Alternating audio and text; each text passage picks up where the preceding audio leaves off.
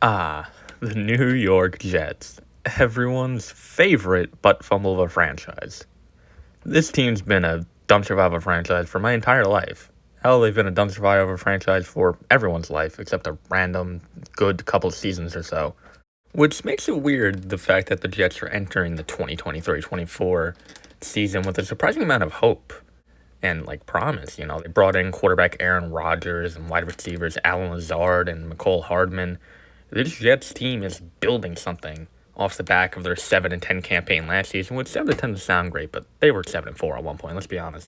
The Jets are also retaining nearly every single piece from their elite defense from last season. A defensive unit that was basically top 3 in the entire league, that carried the Jets week in and week out and kept the Jets in basically every single game they were in. They brought back linebacker Quincy Williams, and hopefully by the time the video is finished, they would have brought back his brother, all-pro defensive tackle Quinton Williams, who, if you have a season like him and you don't pay him, there's a reason why you guys suck.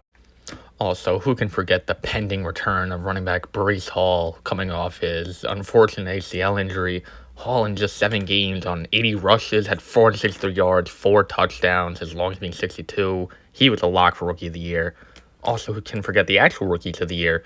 Sauce Gardner, the defensive Rookie of the Year. Incredible season. He had a couple picks, 20 pass deflections, 75 tackles. From week 1, this kid was a lock to win the defensive Rookie of the Year, and that's exactly what he did. Also, who could forget offensive Rookie of the Year, Garrett Wilson, 83 catches, 1,103 yards, 4 touchdowns, most receiving yards by a Jets rookie ever, and also became the first 1,000-yard receiver for the Jets since Eric Decker and Brandon Marshall in 2015, who, obviously, by the title of the video, we will get to later on in this video. The Jets finally look like they have a future for the first time since 2010 with Mark Sanchez and Rex Ryan, except that isn't the last time the Jets have had hope and potential.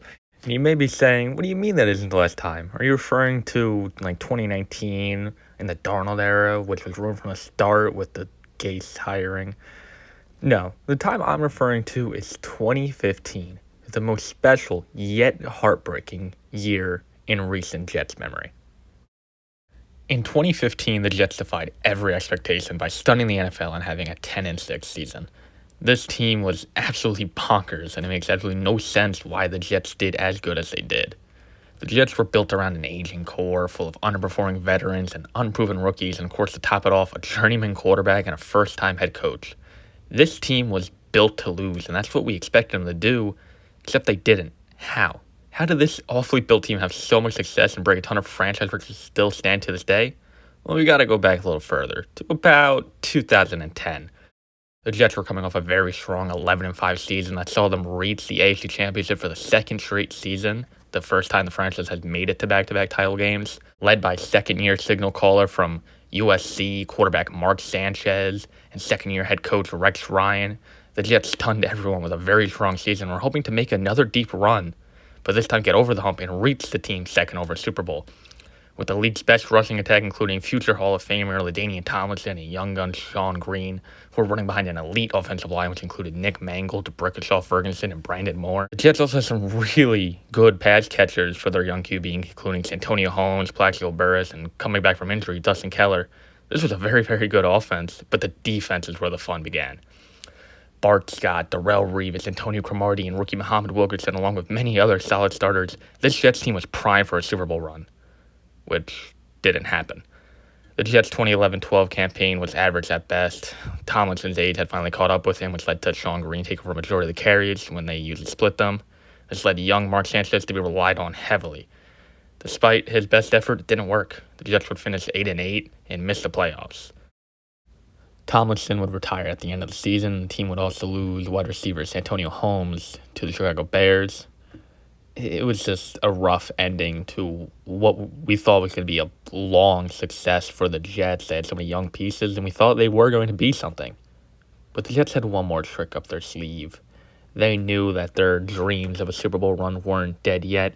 They had a secret weapon, a plan that they planned to use. Ladies and gentlemen, it's Tebow time. Oh no. Ooh. At least we still have Sanchez. He's not that bad. He could be. Oh, Jesus Christ. The Jets went 6-10, and at the end of the season will cut Tim Tebow and Mark Sanchez. And now the Jets are back at step one. They tried seeing if Geno Smith from West Virginia was their future, and it did look like he had some potential. Went 8-8 rookie campaign and wanted to build around him, but it just didn't work out. The Jets hit rock bottom in 2014 with a 4-12 season.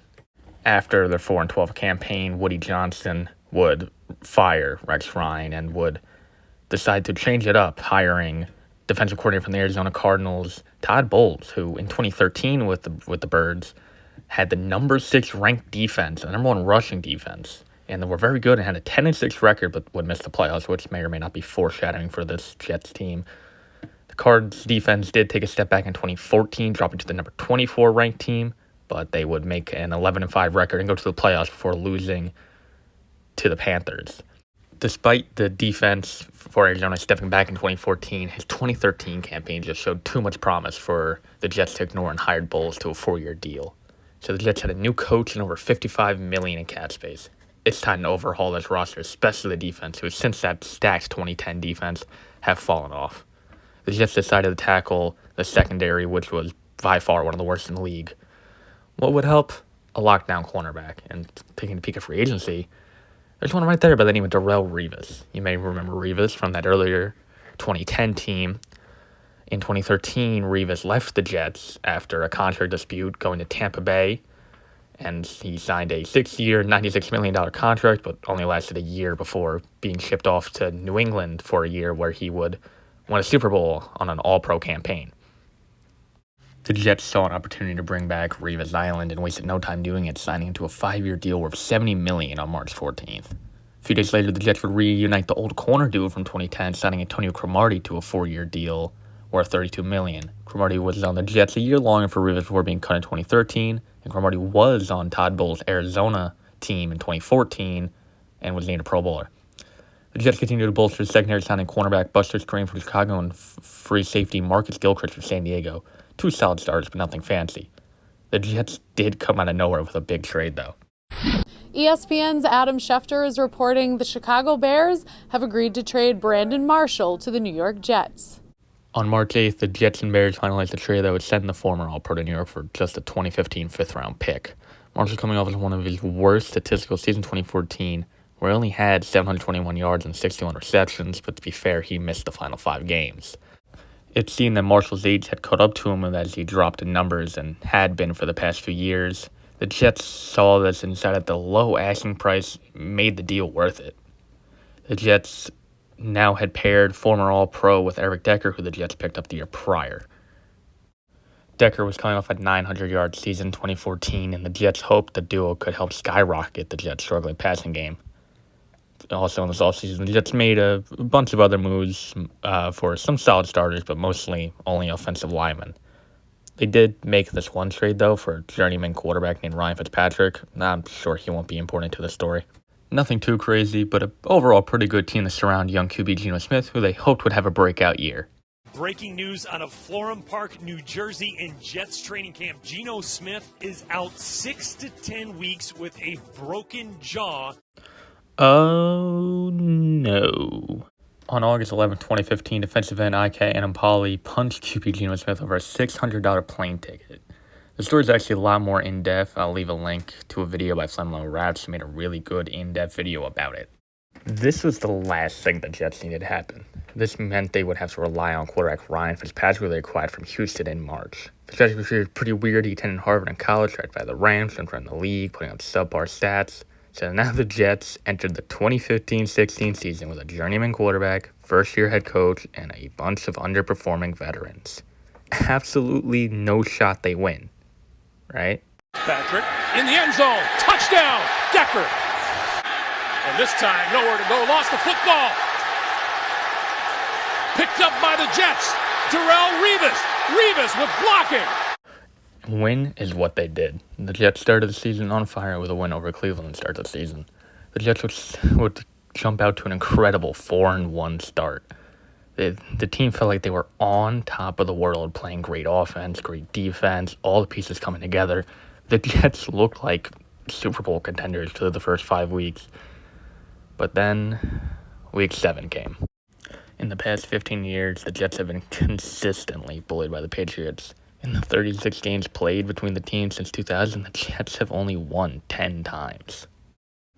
And this game was no different. Despite a strong effort from the Jets, including going up late in the game, and Fitzpatrick went for 295 yards and no picks, the Jets fell short 30-23. After this game, the Jets would start to go into a downfall. They would lose 3 of their next 4 to Oakland, Buffalo, and Houston. The Jets were then sitting at 5-5 and seeing that the strong start was just the Jets playing with fans' hopes again. Then, on November 29th, something snapped in the Jets. Fitzpatrick to the end zone. It's Marshall. Touchdown, Jets. And again, Ivory sidestepping, stays on his feet. Ivory breaks another tackle. Chris Ivory. What a run. Touchdown, Jets. Fitzpatrick would go off for 277 yards and 4 tutties. Marshall, 131 yards, 2 touchdowns and 9 receptions. And of course, running back Chris Ivory added on 87 rushing yards and a touchdown. The Jets added a bad streak of games, but now need to take themselves out of a hole they dug if they wanted any chance at making the wild card. The first step for the Jets to climb out of this hole and get back into a wild card position came against the crosstown rivals in the New York Giants. And the game did not start well for the Jets. The G-men would jump out to a 20-10 lead in the fourth quarter, and it was just everything bad for the Jets. There was nothing going right for them, including a Jason Harris punt return touchdown for the Giants, which, fun fact, he ended up becoming a Jet and becoming a Pro Bowler a few seasons later. However, down late and with their playoff hopes on the line, the Jets would snap. Inside the 5. Shotgun. Manning. Pump. Manning throws. It is picked off. Rontez Miles. Goal from the 9 for the Jets. Go, go, go. Fitzpatrick will throw. End zone. Marshall's got it. Touchdown, Jets. The Jets would mount a huge comeback, winning 23-20 in overtime after a few costly mistakes, most notably by Giants receiver Odell Beckham Jr. This would cause a turnaround for the Jets, who would win their following 2 games against Tennessee and Dallas, and would be sitting at 9-5 and have to win the next 2 games to make it to the playoffs. Unfortunately for the Jets, one of those was against the Patriots. The Pats walked into MetLife with a 12-2 record and the AFC East locked up. This was truly the final test for the Jets, and a win here would prove they were a playoff team, and the Jets played like they were. Marshall in motion. Marshall the catch and the touchdown. Intercepted. Darrelle Revis brought down. The Jets were going blow for blow with New England, and with the score being tied at 20 when the fourth quarter ended, overtime was needed. The last time these two played, the Jets came so close but just couldn't complete the job. But this time, playoff hopes were on the line. They couldn't lose this game. This was their game to win, and that's exactly what they did. He's got Enunwa down the sideline. Quincy Enunwa makes a move upfield, and he's brought down from behind. The Pittsburgh Steelers have lost in Baltimore. Game winner in overtime. Fitzpatrick. End zone. Eric Decker holds it in. The Jets win in overtime. Fitzpatrick would find Decker in the end zone for the overtime winning touchdown to beat New England. The Jets had stunned the mighty Patriots and all but locked up their playoff spot with a 10-5 record. All they had to do was beat the mediocre Bills, who had Jets head coach Rex Ryan. But let's be honest, we locked up a playoff spot. We've seen some interesting sets here. Taylor, play fake. Out of the pocket, dangerous with his legs. Taylor still going. Taylor diving for the pylon. Tompkins goes in motion. Fitzpatrick unloads. Intercepted. Leonis McKelvin with the pick. Shotgun to Fitzpatrick. As he throws a wobbler. Manny Lawson gets under it for the interception. Pressure by Mark. However, in true Jets fashion, it wasn't meant to be. 3 late interceptions from Fitzpatrick, some awful third down management, and of course, Mario Butler knocking away the late deep ball to Kembrell Tompkins ended the Jets' 2015-16 campaign. Despite an incredible 10-6 record, due to tiebreakers, they would miss out on the playoffs to the Pittsburgh Steelers, who, if you want to know how that game went for Pittsburgh, it went fantastic. The Jets, to this day, still have not made a playoff appearance. It is now heading on to the 23-24 season, so, go Jets. The Jets in the offseason will lose a couple key pieces. Halfback Chris Ivory would sign in Jacksonville, and cornerback Antonio Cromartie would go to Indianapolis. They would bring back quarterback Ryan Fitzpatrick, reuniting the trio, and bring in Bears running back Matt Forte. However, despite a 10-6 campaign and retaining a good amount of their pieces, it is still the New York Jets. They sucked in the 2016-17 campaign, missing out on the playoffs again. They did have some emergences. Wide receiver Robbie Anderson came out of nowhere, and defensive lineman Leonard Williams had a pretty solid season. But overall, this Jets team just went back to the same mediocre unit that we've all known and hated.